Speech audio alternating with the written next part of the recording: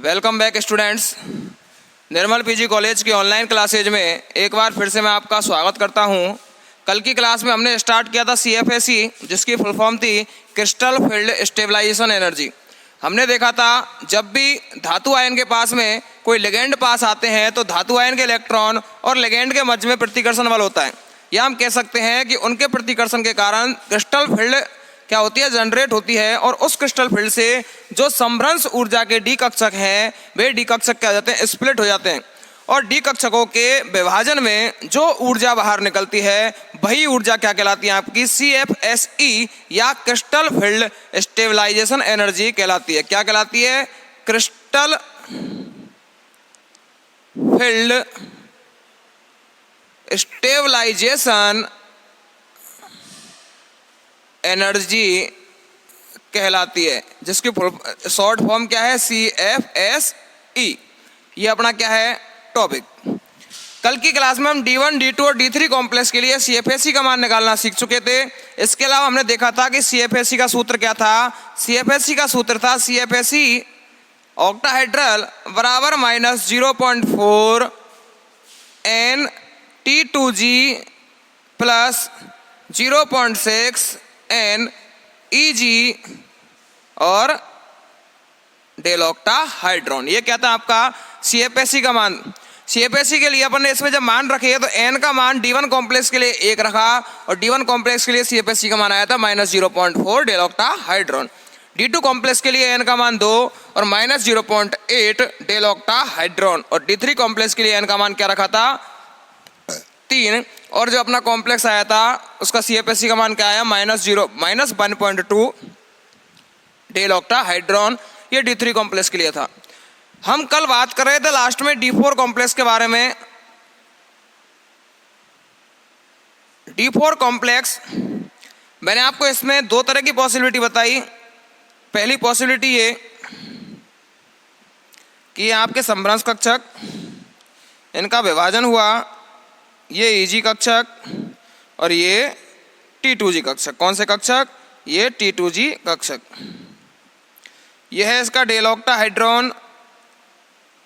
4 electron भरने थे और ये चौथा इलेक्ट्रॉन अपन ने क्या कर दिया, बाहर ऊपर की साइड भर दिया, या कह सकते हैं EG कक्षक में भर दिया। जो चौथा इलेक्ट्रॉन है कहाँ भर दिया, EG कक्षक में भर दिया। सेकंड मैंने आपको बताया था कि ये समभ्रंश ऊर्जा के कक्षक, इन समभ्रंश ऊर्जा के कक्षकों में ये EG कक्षक और ये T2G कक्षक। कौन से कक्षक? T2G कक्षक। और इनके मध्य का डिफरेंस ये क्या कहलाता है, डेल ऑक्टाहाइड्रॉन।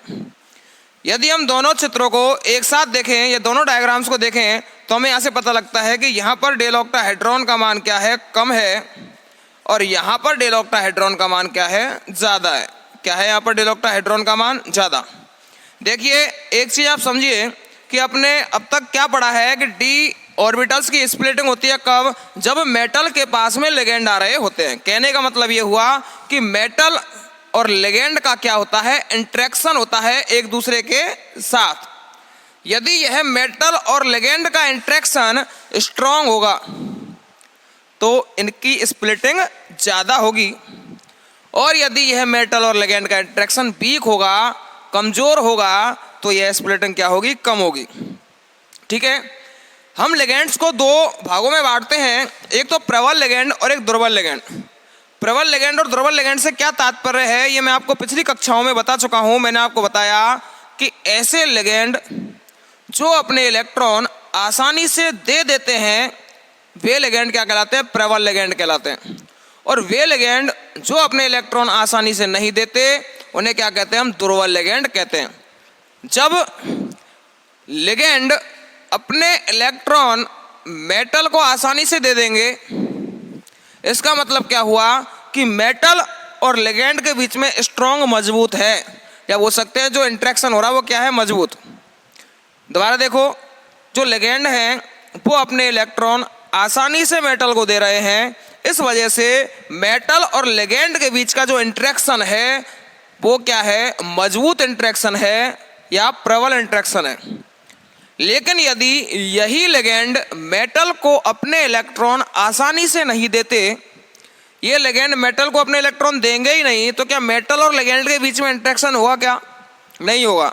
और यदि ये मुश्किल से इलेक्ट्रॉन दे भी देंगे तो इजीली तो दे नहीं रहे हैं, इसका मतलब इंटरेक्शन कैसा होगा? कमजोर होगा। कब? जब लिगेंड कैसा होगा? दुर्बल लिगेंड होगा, अपने इलेक्ट्रॉन आसानी से नहीं देंगे। तो आपके दिमाग में ये चीज फीड होनी चाहिए कि जब इलेक्ट्रॉन आसानी से दिए जा रहे हैं तो मेटल लिगेंड इंटरेक्शन प्रबल है। क्या है? मेटल लिगेंड इंटरेक्शन प्रबल। कब? प्रबल लिगेंड की प्रेजेंस में, जब इलेक्ट्रॉन आसानी से दिए जाएंगे। जितना ज्यादा मेटल और लिगेंड के बीच में इंटरेक्शन होगा, ये डी ऑर्बिटल उतने ही ज्यादा स्प्लिट हो जाते हैं। क्यों? क्योंकि मेटल के इलेक्ट्रॉन और लिगेंड के मध्य में प्रतिकर्षण बल ज्यादा होगा, क्योंकि लिगेंड अपने इलेक्ट्रॉनों को इजीली दे रहा है, मेटल पर इलेक्ट्रॉन है ही है, तो इन दोनों के मध्य में प्रतिकर्षण बल ज्यादा होगा, जिसके कारण स्प्लिटिंग ज्यादा होगी। कहने का मतलब प्रबल लिगेंड के प्रेजेंस में स्प्लिटिंग का मान क्या होता है? ज्यादा होता है, स्प्लिटिंग ज्यादा होती है। दूसरी कंडीशन क्या है कि मेटल को यदि लिगेंड इलेक्ट्रॉन आसानी से नहीं दे, कहने का मतलब कौन सा लिगेंड? दुर्बल लिगेंड। उस समय लिगेंड के इलेक्ट्रॉन इजीली मेटल के पास नहीं जाएंगे, तब क्या होगा? लिगेंड और मेटल के बीच में जो प्रतिकर्षण बल होगा वह कम होगा, और प्रतिकर्षण बल कम होने के कारण स्प्लिटिंग का मान क्या होगा? कम होगा। क्या होगा? कम। हमारे पास दो डायग्राम बने हुए हैं। एक डायग्राम में डेल ऑक्टाहेड्रॉन का मान कम है, डेल ऑक्टाहेड्रॉन का मान कम मतलब स्प्लिटिंग कम। कहने का मतलब यह डायग्राम किसके प्रेजेंस में है? दुर्बल लिगेंड की प्रेजेंस में। ये जो स्प्लिटिंग हो रही है वो किसकी प्रेजेंस में हो रही है? दुर्बल लिगेंड की प्रेजेंस में। और जो सेकंड डायग्राम बना हुआ है, इस सेकंड डायग्राम की बात की जाए तो यहाँ पर डेल ऑक्टाहेड्रॉन का मान बहुत ज़्यादा है, और डेल ऑक्टाहेड्रॉन का मान बहुत ज़्यादा कब होगा? जब मेटल और लिगेंड के बीच में इंटरेक्शन ज़्यादा होगा। जितना ज़्यादा मेटल और लिगेंड के बीच में जितना स्ट्रॉन्ग इंटरेक्शन होगा, यह स्प्लिटिंग उतनी ही ज़्यादा होगी। तो यहाँ पर डेल ऑक्टाहेड्रॉन का मान ज़्यादा है, इसका मतलब यह डायग्राम किसके लिए है? यह प्रबल लिगेंड की प्रेजेंस में स्प्लिटिंग है। किसकी प्रेजेंस में स्प्लिटिंग है? प्रबल लिगेंड की प्रेजेंस में। और हम जानते हैं ये क्या है? 4 इलेक्ट्रॉन। प्रबल लिगेंड की प्रेजेंस में क्या होता है? इलेक्ट्रॉन का युग्मन होता है। सबसे पहले समभ्रंश कक्षकों में एक एक इलेक्ट्रॉन, और चौथा इलेक्ट्रॉन हाई एनर्जी पर ना जाकर क्या हो जाएगा? युग्मित हो जाएगा। क्या हो जाएगा? युग्मित हो जाएगा। तो हम क्या बोल सकते हैं कि दुर्बल लिगेंड की प्रेजेंस में डेल ऑक्टाहेड्रॉन का मान क्या रह जाता है? कम। क्यों? क्योंकि मेटल और लिगेंड इंटरेक्शन क्या होता है? कमजोर होता है। तो मेटल और लिगेंड इंटरेक्शन कमजोर होने के कारण डेल ऑक्टाहेड्रॉन का मान कम हो जाएगा। कहने का मतलब Eg और T2g कक्षक के बीच का जो डिफरेंस है वह डिफरेंस क्या रह जाएगा? कम। जब यह डिफरेंस कम है तो यहाँ से इलेक्ट्रॉन को यहाँ पहुँचने के लिए या लोअर एनर्जी से हायर एनर्जी में इलेक्ट्रॉन को जाने के लिए बहुत ज़्यादा ऊर्जा की रिक्वायरमेंट नहीं है। कहने का मतलब कम ऊर्जा चाहिए। जब यहाँ से यहाँ इलेक्ट्रॉन को पहुँचने के लिए कम ऊर्जा चाहिए तो यह ऊर्जा इसे आसानी से मिल जाएगी और इलेक्ट्रॉन हाई एनर्जी में चला जाएगा। तो आपके समझ में आना चाहिए कि इलेक्ट्रॉन हाई एनर्जी में क्यों गया है। देखिए, दो तरह की एनर्जी होती है। एक तो होता है डेल ऑक्टाहेड्रॉन जो कि Eg और T2g के बीच का डिफरेंस है, और दूसरी होती है पेयरिंग एनर्जी। कौन सी एनर्जी? Pairing energy. ये क्या है? तो इलेक्ट्रॉन को पेयर होने के लिए जिस ऊर्जा की आवश्यकता होती है उसे क्या बोलते हैं? Pairing energy.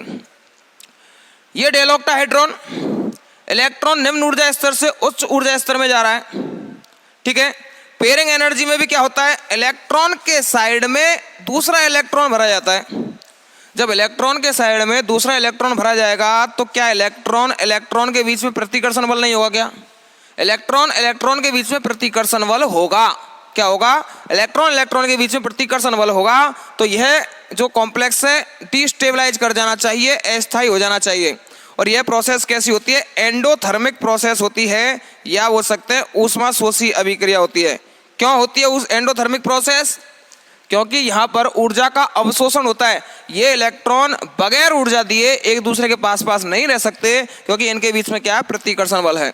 जब हम इसमें ऊर्जा देंगे, ऊर्जा देने पर ही ये एक साथ दोनों इलेक्ट्रॉन रह सकते हैं। इसलिए यह प्रोसेस कैसी हो जाएगी? एंडोथर्मिक प्रोसेस हो जाएगी, ऊष्मा शोषी प्रोसेस हो जाएगी।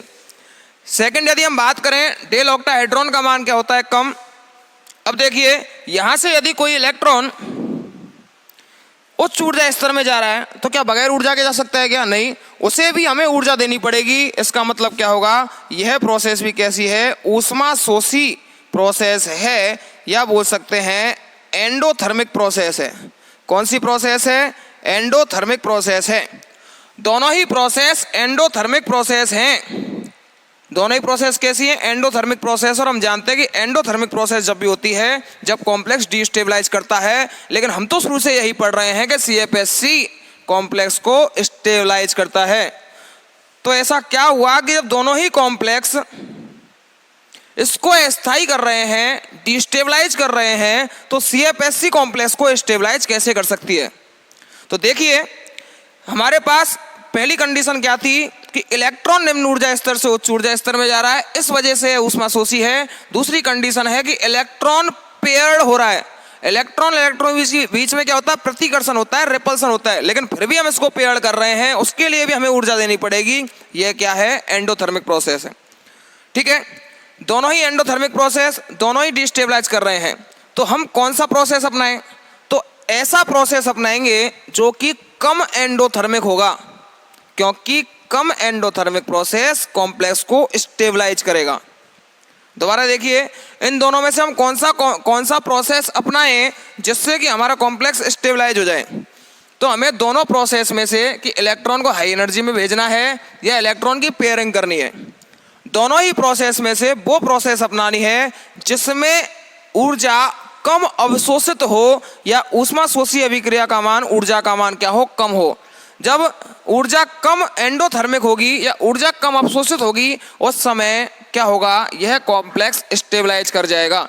यह चीज़ आपके समझ में आनी चाहिए कि जितनी ज़्यादा एंडोथर्मिक उतना ही डिस्टेबलाइज, इसलिए हम वो प्रोसेस अपनाएंगे जो कम एंडोथर्मिक होगी, इसकी वजह से कॉम्प्लेक्स क्या हो जाएगा? स्टेबलाइज हो जाएगा। ठीक है, तो हमें कैसे पता लगे कि कौन सी प्रोसेस एंडोथर्मिक है और किसमें, कौन सी प्रोसेस में एंडोथर्मिक का मान कम होगा या अवशोषित ऊर्जा का मान कम होगा? तो इसमें देखिए, इसमें डेल ऑक्टाहेड्रॉन का मान कम है, इसमें डेल ऑक्टाहेड्रॉन का मान ज़्यादा है। अब बताइए कि ये इतना सा डिफरेंस है, इलेक्ट्रॉन को यहाँ से यहाँ भेजना है, पहली बात। दूसरा कि इलेक्ट्रॉन को यहीं पर युग्मित करना है, तो इलेक्ट्रॉन के युग्मन में जो ऊर्जा है उसे बोलते हैं हम पेयरिंग एनर्जी। कौन सी एनर्जी बोलते हैं? Pairing energy. और इलेक्ट्रॉन को हाई एनर्जी में भेजना है। ठीक है, दो तरह के प्रोसेस हुए। अगर हम सोचें कि ये एनर्जी डिफरेंस कम है, यहाँ से यहाँ इलेक्ट्रॉन को भेजना है, तो हमें कम ऊर्जा की रिक्वायरमेंट होगी ना। यहाँ से यहाँ इलेक्ट्रॉन को भेजना है, डेल ऑक्टाहेड्रॉन का मान कम है, तो हमें कम ऊर्जा की रिक्वायरमेंट होगी कि नहीं होगी? होगी। हमें कम ऊर्जा की रिक्वायरमेंट होगी बजाय इलेक्ट्रॉन को पेयर्ड करने के। इलेक्ट्रॉन को पेयर्ड करने की तुलना में यहाँ पर कम ऊर्जा की रिक्वायरमेंट होगी, कम ऊर्जा चाहिए। लेकिन यहाँ पे यदि देखा जाए तो डेल ऑक्टाहेड्रॉन का मान इतना ज़्यादा है कि यहाँ से इलेक्ट्रॉन को Eg में पहुँचाने के लिए बहुत ज़्यादा ऊर्जा चाहिए। यहाँ से इलेक्ट्रॉन को Eg में पहुँचाने के लिए बहुत ज़्यादा ऊर्जा चाहिए। इस वजह से क्या होता है, जो जिसमें डेल ऑक्टाहेड्रॉन का मान ज़्यादा होता है, वहाँ पर इलेक्ट्रॉन निम्न ऊर्जा स्तर से उच्च ऊर्जा स्तर में नहीं जा पाता। उसकी वजह क्या हो जाता है? उल्टा इलेक्ट्रॉन पेयर्ड हो जाता है। तो आपको ये याद रखना है कि जब डेल ऑक्टाहेड्रॉन का मान कम होगा तब इलेक्ट्रॉन हाई एनर्जी पर जाएगा, क्योंकि यहाँ पर एंडोथर्मिक प्रोसेस कम होगी। और जब इलेक्ट्रॉन, या बोल सकते हैं जब डेल ऑक्टाहेड्रॉन का मान बहुत ज़्यादा होगा, तो इलेक्ट्रॉन निम्न ऊर्जा स्तर से उच्च ऊर्जा स्तर में नहीं जा पाएगा। इस वजह से इलेक्ट्रॉन का क्या हो जाएगा? युग्मन हो जाएगा। जब इलेक्ट्रॉन में डेल ऑक्टाहेड्रॉन का मान कम है, यह हाई एनर्जी पर चला गया, तो यह कॉम्प्लेक्स कहलाता है हाई स्पिन कॉम्प्लेक्स। कौन सा कॉम्प्लेक्स कहलाता है? High spin complex. क्यों कहलाता है? क्योंकि इलेक्ट्रॉन युग्मित होने की बजाय हाई एनर्जी लेवल पर चला गया। इसकी यदि बात करें, यहाँ पर डेल ऑक्टाहेड्रॉन का मान ज़्यादा है, इसे बोला जाता है लो स्पिन कॉम्प्लेक्स। लो स्पिन कॉम्प्लेक्स क्यों बोलते हैं? क्योंकि डेल ऑक्टाहेड्रॉन का मान ज़्यादा, इलेक्ट्रॉन निम्न ऊर्जा स्तर से उच्च ऊर्जा स्तर में नहीं जा पाएगा। इसकी वजह क्या हो जाएगा? यहाँ पर पेयर्ड हो जाएगा लो एनर्जी पर ही, इसलिए इसे क्या बोलते हैं? लो स्पिन कॉम्प्लेक्स बोलते हैं। डेल ऑक्टाहेड्रॉन का मान कब कम होता है? जब दुर्बल लिगेंड होता है। इसका मतलब क्या हुआ कि दुर्बल लिगेंड की प्रेजेंस में कौन सा कॉम्प्लेक्स बनता है? हाई स्पिन कॉम्प्लेक्स बनता है। यहां से हमारे पास क्या निष्कर्ष निकले हैं कि दुर्बल लिगेंड की प्रेजेंस में हाई स्पिन कॉम्प्लेक्स बनता है और प्रबल लिगेंड की प्रेजेंस में लो स्पिन कॉम्प्लेक्स निम्न चक्रण संकुल बनता है। यह बात ध्यान रखिएगा कि दुर्बल लिगेंड जब भी है, वीक लिगेंड जब भी है, तो वीक लिगेंड की प्रेजेंस में कौन सा कॉम्प्लेक्स बनेगा? हाई स्पिन कॉम्प्लेक्स बनेगा। क्यों ऐसा क्यों होगा कि हाई स्पिन कॉम्प्लेक्स बनेगा? क्योंकि डेल ऑक्टाहेड्रॉन का मान कम होगा बजाय पेयरिंग एनर्जी के। डेल ऑक्टाहेड्रॉन का मान कम होगा बजाय पेयरिंग एनर्जी के। कहने का मतलब इलेक्ट्रॉन को पेयर करने के लिए ज़्यादा ऊर्जा देनी पड़ेगी और डेल ऑक्टाहेड्रॉन के लिए कम ऊर्जा देनी पड़ेगी, इसलिए इलेक्ट्रॉन उच्च ऊर्जा स्तर में चल जाएगा और क्या बना देगा? लो स्पिन कॉम्प्लेक्स बना देगा। क्या बना देगा? लो स्पिन कॉम्प्लेक्स। सेकंड में क्या है? डेल ऑक्टाहेड्रॉन का मान बहुत ज़्यादा है पेयरिंग एनर्जी से।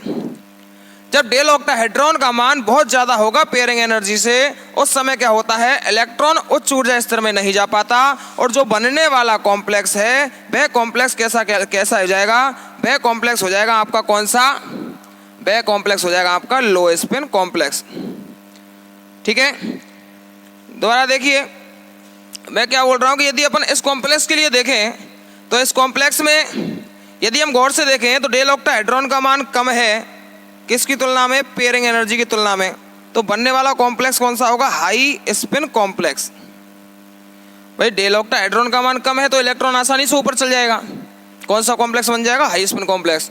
और जब डेल ऑक्टाहेड्रॉन का मान ज़्यादा हो पेयरिंग एनर्जी से, जब पेयरिंग एनर्जी का मान क्या है? कम है, पेयर्ड करने के लिए एनर्जी क्या देनी पड़ेगी? कम देनी पड़ेगी, इसलिए इलेक्ट्रॉन पेयर्ड हो जाएंगे और कौन सा कॉम्प्लेक्स बन जाएगा? लो स्पिन कॉम्प्लेक्स। और तीसरी कंडीशन ये भी हो सकती है कि डेल ऑक्टाहेड्रॉन का मान पेयर एनर्जी के क्या हो? बराबर, तो लो स्पिन कॉम्प्लेक्स और हाई स्पिन कॉम्प्लेक्स क्या रहते हैं? उत्क्रमणीय रूप में रहते हैं, एक दूसरे में इंटरचेंज होते रहते हैं। तो ये चीज़ तो हमें देखने के लिए नहीं मिलती, इसे हम एमएससी में पढ़ते हैं, तो इस चीज़ को तो आप हटा दीजिए। आपको केवल दो चीज़ याद रखनी है कि डेल ऑक्टाहेड्रॉन यदि कम है तो डेल ऑक्टाहेड्रॉन कम होने पर इलेक्ट्रॉन हाई एनर्जी में आसानी से चला जाएगा, उस समय पर कॉम्प्लेक्स बनेगा हाई स्पिन कॉम्प्लेक्स। और डेल ऑक्टाहेड्रॉन का मान ज़्यादा है तो इलेक्ट्रॉन हाई एनर्जी में आसानी से नहीं जा पाएगा और तब जो कॉम्प्लेक्स बनेगा वो कहलाएगा लो spin complex. High spin complex दुर्बल लिगेंड की प्रेजेंस में बनता है और लो स्पिन कॉम्प्लेक्स प्रबल लिगेंड की प्रेजेंस में बनता है। ठीक है, यहाँ से हमें ये चीज़ समझ में आई। हम किसकी बात कर रहे थे? हम बात कर रहे हैं D4 कॉम्प्लेक्स के लिए। तो अब हम D4 कॉम्प्लेक्स के लिए निकालते हैं CFSC की वैल्यू। D4 कॉम्प्लेक्स में पहले मैं बात कर रहा हूँ D4 कॉम्प्लेक्स हाई स्पिन की। किसकी? हाई स्पिन कॉम्प्लेक्स की बात कर रहा हूँ। D4 में हाई स्पिन कॉम्प्लेक्स में इसका विन्यास क्या है? इसका विन्यास है T2G3 और EG1। 3 इलेक्ट्रॉन T2G में भरे गए हैं, चौथा इलेक्ट्रॉन हाई एनर्जी पर चला गया, EG1 हो गया। यहाँ से यदि CFSC की वैल्यू निकालूं तो CFSC की वैल्यू निकालने के टाइम पे क्या होगा? -0.4 × 3 + 0.6। EG में कितने इलेक्ट्रॉन हैं? अब की बार EG में 1 इलेक्ट्रॉन है, इसलिए ×1 डेल ऑक्टाहाइड्रॉन। -1.2 + 0.6 डेल ऑक्टाहाइड्रॉन। और जब मैं -1.2 और +0.6 को सॉल्व करूंगा तो मेरे पास क्या आ जाएगा? -0.6 डेल ऑक्टाहाइड्रॉन। ये क्या हो जाएगी? CFSC वैल्यू किसके लिए? D4 कॉम्प्लेक्स के लिए। यदि यहाँ से मैं स्टेबलाइजेशन एनर्जी निकालूं तो माइनस के साइन को हटा देते हैं, +0.6 डेल ऑक्टाहाइड्रॉन क्या हो जाएगी? इसकी स्टेबलाइजेशन एनर्जी हो जाएगी। तो ये क्या है आपका? D4 कॉम्प्लेक्स हाई स्पिन के लिए क्या है? CFSC की वैल्यू है। अब मैं बात करूं D5 कॉम्प्लेक्स की। कौन सा? लो spin complex, D4 complex. D4 complex में लो स्पिन कॉम्प्लेक्स, इलेक्ट्रॉनिक विन्यास T2G4। EG में कितना इलेक्ट्रॉन? 0, क्योंकि इलेक्ट्रॉन का क्या हो गया? अब की बार युग्मन हो गया। इलेक्ट्रॉन का युग्मन होने के कारण चौथा इलेक्ट्रॉन T2G में भरा गया, इसलिए विन्यास क्या हो जाएगा? T2G4। और अब जो CFSC की वैल्यू हम निकालेंगे तो CFSC बराबर क्या हो जाएगा? -0.4 × 4 + 0.6 × 0 डेल ऑक्टाहाइड्रॉन। तो देखिए क्या आ गया? -1.6 डेल ऑक्टाहाइड्रॉन। ऊपर जो वैल्यू निकाली है वो है हाई स्पिन के लिए और नीचे जो वैल्यू निकाली है वो है लो स्पिन के लिए। तो क्या हम इससे बता सकते हैं कि हाई स्पिन कॉम्प्लेक्स ज़्यादा स्टेबलाइज करता है या लो स्पिन कॉम्प्लेक्स? देखिए CFSC की वैल्यू यदि देखें तो 0.6 del octahedron is the CFSC of the high spin complex and -1.6 del octahedron is the CFSC is the low spin complex. कहने का मतलब जो CFSC है crystal field stabilization energy 0.6 del octahedron है किसके लिए, हाई स्पिन कॉम्प्लेक्स के लिए, और -1.6 डेल ऑक्टाहेड्रॉन है किसके लिए, लो स्पिन कॉम्प्लेक्स के लिए। लो स्पिन कॉम्प्लेक्स के लिए स्टेबलाइजेशन एनर्जी का मान ज़्यादा है, इसलिए लो स्पिन कॉम्प्लेक्स ज़्यादा स्टेबलाइज करते हैं किसकी तुलना में, D4 कॉम्प्लेक्स के हाई स्पिन की तुलना में। ठीक है, लो स्पिन कॉम्प्लेक्स में CFSC का मान ज़्यादा है, और CFSC का मान जितना ज़्यादा होगा कॉम्प्लेक्स उतना ही ज़्यादा क्या होगा, स्थायी होगा। अब देखिए मैंने आपको जब बताया था कि लो कॉम्प्लेक्स संकुल बनता है और आपका बनता है एक बाह्य कॉम्प्लेक्स। एक तो बताया था मैंने अंतः कॉम्प्लेक्स, इनर कॉम्प्लेक्स, और एक बताया था आउटर कॉम्प्लेक्स। इनर कॉम्प्लेक्स में होता क्या है, इनर कॉम्प्लेक्स में जो इलेक्ट्रॉन का युग्मन हो जाता है और ये 2 इलेक्ट्रॉन खाली रह जाते हैं, इस वजह से D2sp3 संकरण बताया था मैंने किसमें, D2sp3 संकरण किसमें बताया था मैंने, ऑक्टाहेड्रल कॉम्प्लेक्स में। किसमें, ऑक्टाहेड्रल कॉम्प्लेक्स में क्या बताया था, D2sp3 संकरण। क्यों, क्योंकि Eg कक्षक खाली रह गए। और दूसरा मैंने आपको बताया था कि जब हाई स्पिन कॉम्प्लेक्स होता है तो हाई स्पिन कॉम्प्लेक्स के केस में क्या होता है, ये d ऑर्बिटल खाली नहीं रह पाते, और जो संकरण होता है वो कौन सा होता है, sp3d2 संकरण होता है। तो यहाँ से हम इस निष्कर्ष निकाल सकते हैं, यहाँ से हम आसानी से बता सकते हैं कि जब लो स्पिन कॉम्प्लेक्स बनेगा, जब प्रबल लिगैंड होगा, तो प्रबल लिगैंड की प्रेजेंस में D2sp3 संकरण हो सकता है। कहने का मतलब इनर कॉम्प्लेक्स बन सकता है। जिसने पहले की क्लासें अटेंड की हुई है वो इस चीज़ को आसानी से समझ सकता है, और जो डायरेक्ट यही लेक्चर देख रहा है वो इस चीज़ को नहीं समझ पाएगा। इसलिए पहले पिछली क्लासों को देखें, उसके बाद इस चीज़ को समझें। मैं क्या बोल रहा हूँ वापस से देखिए, मैंने बोला है कि लो स्पिन कॉम्प्लेक्स में निम्न चक्रण संकुल में इलेक्ट्रॉन का युग्मन हो जाता है, जिस वजह से दोनों Eg ऑर्बिटल खाली हैं। ये दोनों Eg ऑर्बिटल संकरण में पार्टिसिपेट कर सकते हैं और बनने वाला कॉम्प्लेक्स D2sp3 हाइब्रिडाइज्ड हो सकता है, D2sp3 संकृत हो सकता है। और जो D2sp3 संकृत कक्षक होगा वह कौन सा होगा, इनर कॉम्प्लेक्स होगा। क्यों, क्योंकि अंदर वाले D कक्षकों ने भाग लिया है। लेकिन हाई स्पिन कॉम्प्लेक्स में क्या होता है, हाई स्पिन कॉम्प्लेक्स में दोनों d ऑर्बिटल खाली नहीं रह पाते, इस वजह से क्या होता है, यहाँ पर sp3d2 संकरण बनता है, और कौन सा कॉम्प्लेक्स होता है, आउटर कॉम्प्लेक्स, बाह्य संकुल बनता है। कौन सा संकुल बनता है, बाह्य संकुल बनता है। अतः हम बता सकते हैं कि प्रबल लिगैंड की प्रेजेंस में इनर कॉम्प्लेक्स और दुर्बल लिगैंड की प्रेजेंस में कौन सा कॉम्प्लेक्स बन सकता है, आउटर कॉम्प्लेक्स बन सकता है। तो ये हुआ हमारा हाई स्पिन कॉम्प्लेक्स और लो स्पिन कॉम्प्लेक्स क्या होते हैं, प्रबल लिगैंड और दुर्बल लिगैंड क्या होते हैं। अब ये प्रबल लिगैंड और दुर्बल लिगैंड कौन कौन से होते हैं ये हम बात करेंगे अगले टॉपिक में। फिलहाल हम केवल इतना ही देखते हैं, क्योंकि हमें केवल क्या निकालना है, CFSC की वैल्यू निकालनी है, जो हम direct D4, D5, D6 complex के लिए देखेंगे। उसके बाद मैं आपको एक सारणी बताऊंगा, जिससे बताऊंगा कि कौन सा लिगैंड प्रबल है और कौन सा दुर्बल है, जो हमें क्या करना है, याद करने हैं। ठीक है, यहाँ केवल हमें इतना ही देखना है कि CFSC की वैल्यू कैसे फाइंड आउट करनी है, कैसे CFSC की वैल्यू निकालनी है। ठीक है, अब मैं बात करता हूँ D5 कॉम्प्लेक्स के लिए। देखिए D5 कॉम्प्लेक्स की बात करता हूं मैं। अब D5 कॉम्प्लेक्स में क्या होगा, यदि हाई स्पिन के लिए बात की जाए तो पांचवा इलेक्ट्रॉन ऊपर भरा जाएगा, और यदि लो स्पिन के लिए बात की जाए तो पांचवा इलेक्ट्रॉन यहीं पर युग्मित हो जाएगा। तो पहले मैं बात करता हूं D5 हाई स्पिन के लिए।